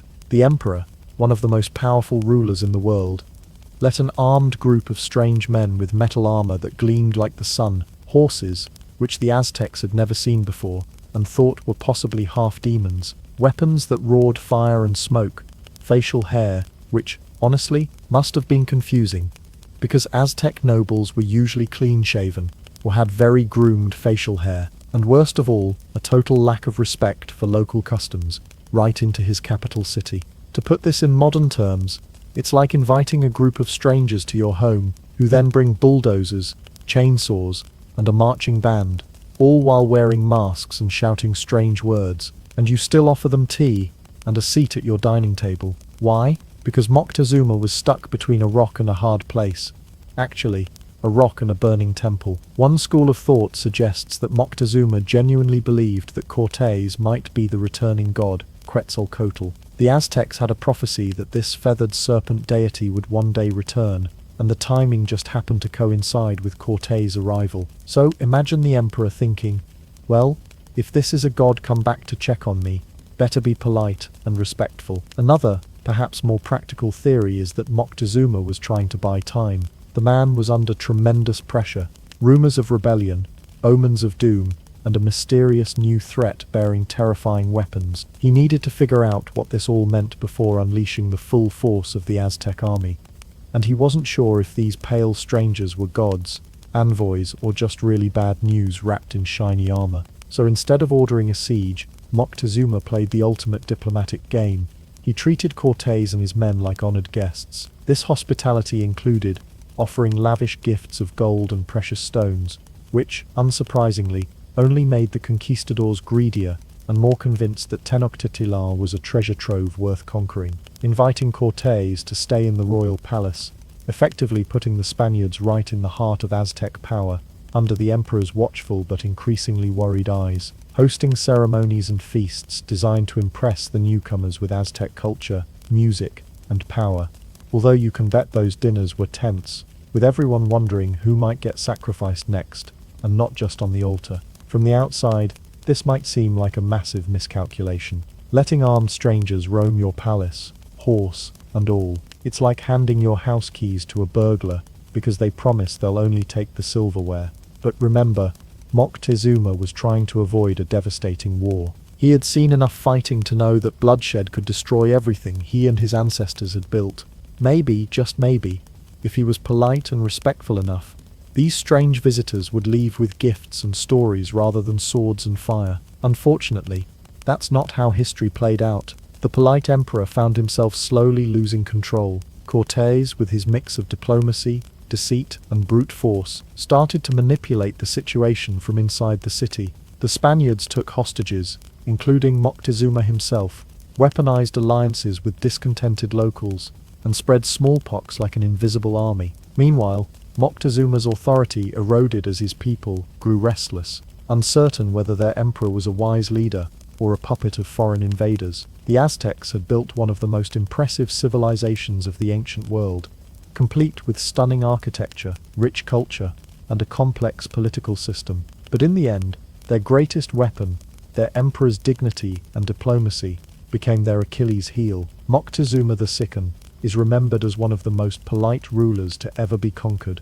His approach, shaped by faith, fear, and a desire to protect his people, couldn't withstand the tide of conquest fueled by guns, germs, and greed. So next time someone complains about bad guests, just remember, Moctezuma literally invited the apocalypse in and tried to keep it polite. So you've invited a group of armed strangers into your home, hoping for peace and maybe a little cultural exchange. What could possibly go wrong? Well, if you're the Aztecs, everything. Once Hernán Cortés and his conquistadors settled into Tenochtitlan, the situation quickly turned from awkward guest to full-blown nightmare. Cortés wasn't content to just admire the city's floating gardens and giant pyramids. No, he decided to basically take Moctezuma hostage. That's right. The very emperor who had welcomed him was now more like a puppet on a string, with Cortés pulling all the imperial levers from behind the scenes. For a moment, it might have looked like things were under control. Cortés was playing the long game, ruling through Moctezuma and keeping up appearances. But as history loves to remind us, power held by strangers and backed by muskets and horses rarely stays peaceful for long. Things took a sharp turn for the worse when Cortés received word that the Spanish governor in Cuba had sent a military expedition to arrest him. Because Cortés had gone rogue, he disobeyed orders, ignored direct commands, and was basically rewriting the rulebook on how to conquer an empire. Faced with this threat, Cortés had to leave Tenochtitlan to deal with the incoming Spanish forces. This left his men in the city, men not exactly known for their tact or diplomacy. What happened next? Let's just say the conquistadors' idea of making friends involved a massacre of Aztec nobles during a religious festival. Yes, during a sacred event filled with priests and dignitaries, Cortés' men decided to go full party crashers mode with swords, violence, and total disregard for subtlety. Unsurprisingly, the Aztecs were not thrilled. This massacre triggered a massive rebellion. The city erupted in chaos. Cortés' men found themselves under siege, in a place that had once welcomed them with open arms, and probably some very confused looks. It was a total disaster. Meanwhile, poor Moctezuma, the polite emperor, was caught in the middle. Trying to calm his people down, he stepped out to speak to the angry crowd. Unfortunately for him, the crowd was so furious, they didn't want words. They wanted action, and what they had on hand were real, solid rocks, which they hurled at their once-beloved ruler. Moctezuma's reign ended shortly after that day. The exact cause of his death remains a bit murky. Was he killed by the angry mob, assassinated by his captors, or did he just lose the will to live? History's not entirely sure, but one thing's clear. He became the ultimate least favorite emperor in Aztec history. With the rebellion in full swing and their puppet emperor gone, Cortés and his men were in a tight spot. They had to escape the city, and fast. Under cover of darkness, they packed up what they could, dragged the wounded, and snuck out through the canals and narrow streets. This disastrous retreat is forever remembered as La Noche Triste, or the Night of Sorrows. Why such a grim name? Because it wasn't just sorrow over the heavy losses of Spanish soldiers, though the conquistadors lost hundreds that night. It was also sorrow over the gold and treasure they had painstakingly collected. See, gold doesn't float as they fled across the causeways leading away from Tenochtitlan. The Spaniards tried to carry as much loot as possible, including gold plates, jewels, and priceless artifacts. But in the chaos, many of these treasures slipped from their hands and sank into the murky lake waters below. So, not only were they running for their lives, they were losing their shiny prizes, something Cortés reportedly mourned with genuine distress. Imagine the conquistador equivalent of dropping your phone in a lake, except instead of data loss, it was tons of precious metals worth a fortune. La Noche Triste became a legendary low point. The Spaniards had underestimated the resilience and fury of the Aztecs. The city they thought they could easily control was a fortress of fierce resistance and deep cultural pride. For a while it looked like Cortés had lost his chance to conquer the Aztec Empire, but the story didn't end there. Despite this crushing defeat, Cortés regrouped, formed new alliances with other indigenous groups who hated the Aztecs, and armed with new troops and the devastating impact of smallpox, he prepared to return. But in that moment, during La Noche Triste, the Aztecs had shown the world that they weren't going down without a fight. This chapter of history reminds us that conquest isn't just about weapons and numbers. It's a brutal game of politics, betrayal, and sometimes terrible hospitality. Inviting Cortés into Tenochtitlan wasn't a simple mistake. It was a desperate gamble by Moctezuma, made under cosmic pressure and spiritual confusion. The fallout was tragic, chaotic, and unforgettable. So next time you hear about the fall of the Aztecs, remember, it wasn't just steel and disease that broke an empire. It was a perfect storm of cultural collision, misunderstanding, and one really, really bad party. While Hernán Cortés was busy regrouping, rallying his indigenous allies, and plotting the next phase of his campaign, a far deadlier invisible visitor was already making its own merciless conquest inside Tenochtitlan. This unwelcome guest wasn't wielding a sword or riding a horse. It didn't wave a flag or shout demands. No, this conqueror was microscopic, relentless, and utterly indifferent to human politics and power struggles. It was smallpox, the real conquistador. Unlike Cortés and his men, smallpox didn't care about honor, diplomacy, or betrayal. It wasn't interested in alliances or gold. It didn't hesitate, negotiate, or even notice the cultural upheaval surrounding it. It simply spread, with horrifying speed and efficiency, like an unstoppable force of nature. Imagine this, a bustling city of hundreds of thousands, already staggering under the weight of war, siege, and political chaos. The streets still echoed with the cries of battle and the mourning for Moctezuma. The population was stressed, hungry, and desperate. And then, without warning, people started falling ill in droves. Smallpox hit the Aztecs with brutal intensity. The symptoms were terrifying: fever, exhaustion, and the hallmark pustules that turned skin into a blistered map of pain. Eyes swelled shut, breathing became difficult, and the infected suffered horribly. But the suffering wasn't just physical. Smallpox brought with it despair and fear on a scale the city had never seen. Because the Aztecs had no immunity. No one in the Americas had ever encountered this deadly virus before. Their immune systems, evolved in isolation for thousands of years, had no defense. It was like watching an entire civilization slowly being erased, one fevered, blistered body at a time. Estimates vary, but historians believe smallpox killed up to half the population of Tenochtitlan within just a few months. That's hundreds of thousands of people,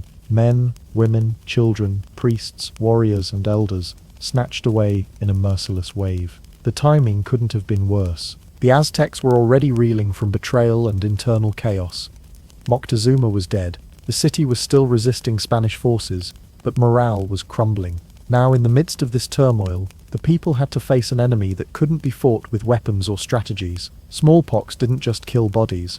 It broke spirits, Families lost entire generations in weeks. Skilled artisans, priests who tended sacred temples, and warriors defending their city, all felled by the invisible scourge. The smell of sickness and death filled the air. The canals and streets became graveyards. Entire neighborhoods were abandoned or quarantined, as fear spread almost as fast as the disease itself. This wasn't just an epidemic, it was a catastrophic collapse. And how did smallpox arrive? Almost certainly from one unlucky Spanish soldier or sailor who brought the virus unknowingly. Maybe someone coughed. Maybe a contaminated blanket was left behind. We'll never know the exact moment, but the consequences were devastating. In a cruel twist of fate, the virus became a secret weapon of conquest, far deadlier than any cannon or sword. Cortés and his men could take credit for battles and political trickery, but it was smallpox that truly crippled the Aztec Empire. Even the new emperor, Cuitlahuac, who had taken over after Moctezuma's death, succumbed to smallpox. Leadership was decapitated. The city's ability to resist fractured. Without a strong ruler or unified front, the Aztec resistance weakened dramatically. The psychological impact was immense. To the Aztecs, who believed deeply in the power of their gods and omens, this invisible killer was unfathomable, a punishment worse than any enemy army. Smallpox changed the course of history.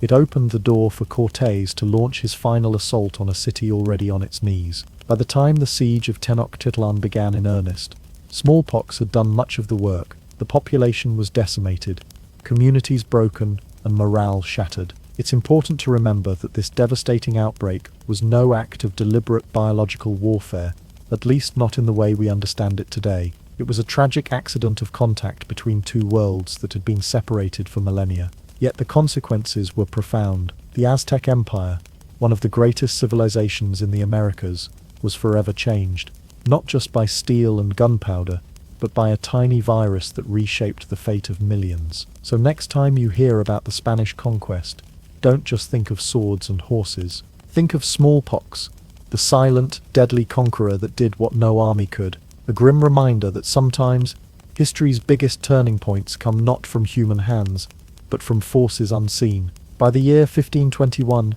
the tides of fortune had shifted dramatically against Tenochtitlan. Hernán Cortés wasn't coming back with a handful of conquistadors anymore.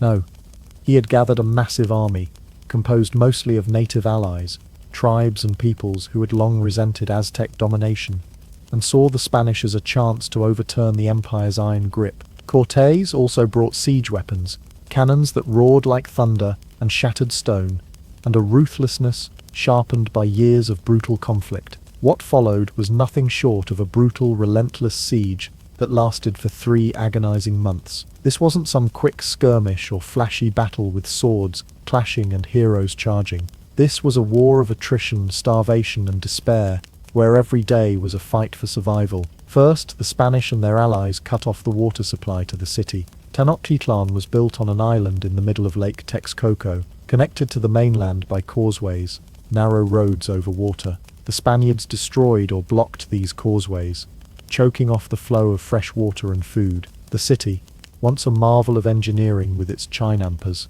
floating gardens and canals bustling with canoes, began to suffocate. Food grew scarce. People rationed what little they had. Hunger gnawed at every stomach. Starvation set in, turning the proud citizens into desperate survivors. Mothers hid scraps from their children.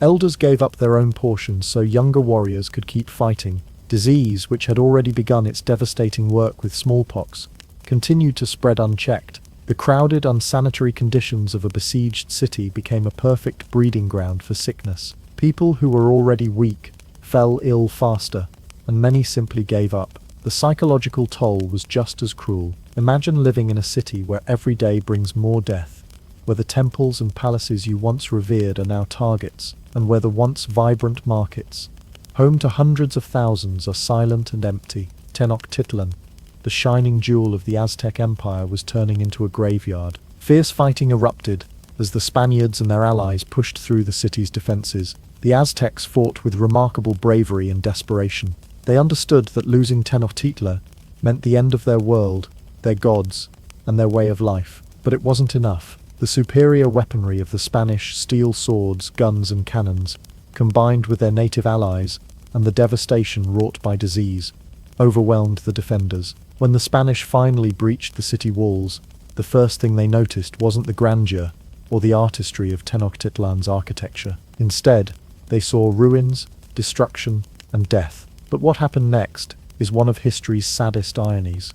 Instead of preserving or respecting the city, the conquerors set about dismantling it. The magnificent temples, those soaring pyramids dedicated to gods like Huitzilopochtli and Tlaloc, were torn down stone by stone. The blocks of volcanic rock, carefully carved and positioned by generations of Aztec builders, were hauled off and reused to build churches and colonial buildings, symbols of a new imposed religion and regime. Canals that once crisscrossed the city like veins, allowing easy movement of people and goods, were filled in. The lake itself, so central to Aztec life, was drained over the coming decades. The watery city, vibrant and alive, slowly vanished beneath mud and stone. This was a deliberate erasure, an attempt to wipe away not just a political power but the very culture and identity of the Aztec people. The Aztec Empire, one of the most complex and powerful civilizations ever to flourish in the Americas, was no more. Its people were scattered, enslaved, or killed. Its gods were replaced by Christian saints. Its city transformed into what would become Mexico City, the capital of New Spain. For all the glory and might that Tenochtitlan once held, it fell not just by sword and cannon, but by siege, starvation, disease, and cultural obliteration. And yet, even in defeat, the spirit of the Aztecs endured, in the stories passed down, in the art, in the very DNA of the people who survived. The fall of Tenochtitlan marks a turning point, not just for the Aztecs, but for the entire continent. It opened the door to centuries of colonization, cultural transformation, and tragic loss. But it also reminds us how powerful human resilience can be, because though the city burned, though the empire fell, the legacy of the Aztecs remains alive today. So when you think of Tenochtitlan, don't just picture a lost city that burned to ash. Picture a civilization that shaped an entire continent, and whose echoes continue to resonate in modern Mexico and beyond. So after all the blood,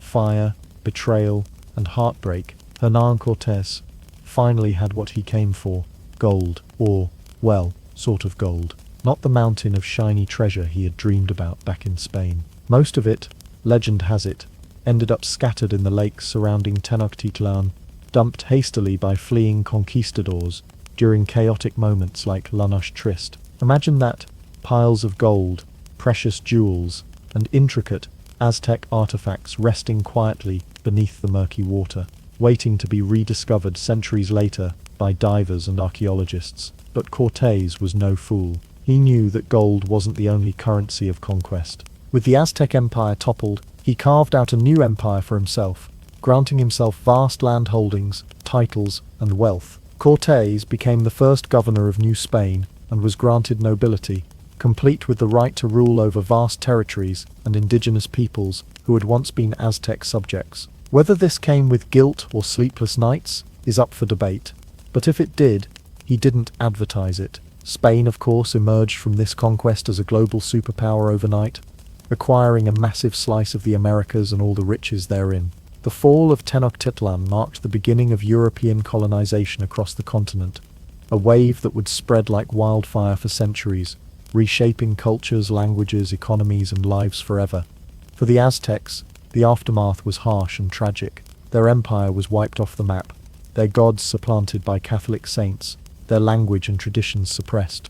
The survivors were subjected to forced labor, converted to Christianity, often under brutal conditions, and pushed into marginalized roles in the new colonial system. Yet, ironically, the Aztecs were remembered. But this remembrance came mostly filtered through the eyes and pens of their conquerors. Early accounts were written by Spanish priests, soldiers, and officials, many of whom painted the Aztecs as savage idolaters to justify the conquest and conversion efforts. These biased narratives emphasized the human sacrifices and exoticized rituals, often ignoring the sophistication, artistry, and intellectual achievements of the Aztec civilization. It wasn't until centuries later, when archaeologists, historians, and anthropologists began peeling back layers of myth and propaganda, that the true brilliance of the Aztecs started to emerge. They uncovered a society with advanced agriculture, chenampas, complex political systems, stunning artwork, and deep philosophical and religious traditions. Their cities were architectural marvels,